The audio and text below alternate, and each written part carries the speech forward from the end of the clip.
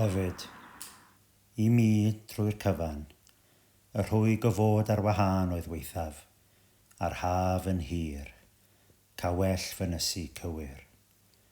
Digiais wrth fy 70au, pob stafell fel cell yn cau amdanaf, megis haf hir am alltid y 5 milltir.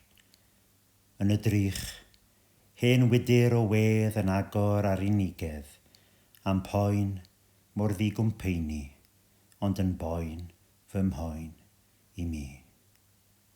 O, dwi'n iawn, a dyna, wel, dagu ar gelwydd diogel, a'r mab mor brysur mi wn, yn rhy unig yr hanwn. Pa drafod am bod heb werth, dwi rhyw ffordd yn drafferth, henaint fe ddaw ei hunan, a'r rhwy gofod ar wahân. Ond yna'n dyner, daw un yn donig, ha'i gwen fyddarol fel bore dolyg, un wyres fwynair a sgwrs afonig yn llanw'r dyddiau fel llenor diddig. Hathad ci, nid yw'n unig, wrth brablu mae hi'n anwesu, fy mhen yn ysig.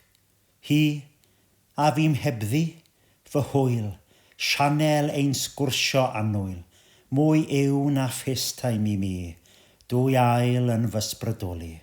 Hi gan fy meddyginiaeth, fy mhentref rhag cartref caeth.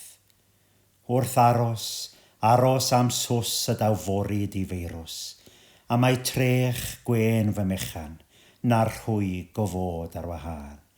A daw cwtch i hen dad ci, holl wres fy wyres heddi.